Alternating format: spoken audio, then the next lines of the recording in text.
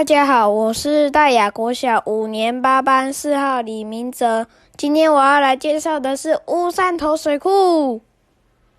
乌山头水库位于六甲区与关田区交界处，从高空俯视，蜿蜒曲折的湖岸线，仿佛碧绿的珊瑚礁，故得珊瑚潭之美誉。珊瑚桥为较早大崎区民通往嘉南村之主要桥梁，全长79公尺，宽2.3公尺，现载10人。民国19年完成，75年重建，跨越一洪道之两端，行走桥上犹如越过洪上之栈桥，有跨洪吊桥之别称。桥的另一端为知名台南艺术大学。由于连外道路已修缮完毕，吊桥现在已无开放通行。天坛为民国62年由民间推动兴建，为一规模宏伟之宫殿式建筑物，外形仿中国北京天坛高度3/4比例建造。天坛之意涵，实为中国古代皇帝举行祭天仪式、祈祷风调雨顺之处所。外墙景观，天坛白色外墙上有鱼头图案造型环绕，质朴雅致，射阶而上，登高望远，别有一番心境。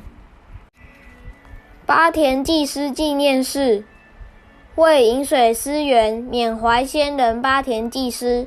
民国89年于旧送水口上方兴建此纪念寺，详实记录水库建设当时的情景及八田济师生平事迹与贡献。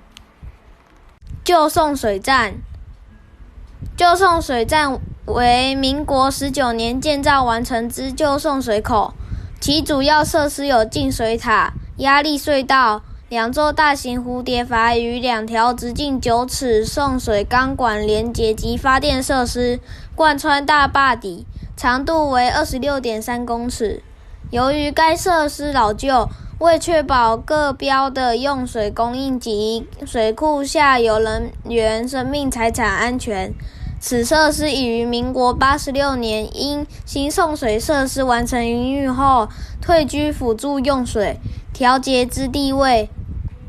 嘉南农田水利会为保有此珍贵资源，于分区规划中划定为水文展示区，预定建置水文博物馆，达到寓教于乐之目的。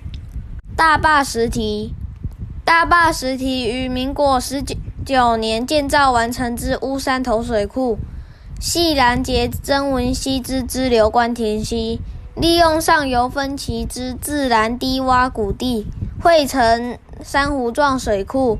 其坝堤为目前世界仅存之半水力冲淤式土石坝结构，堪称国宝。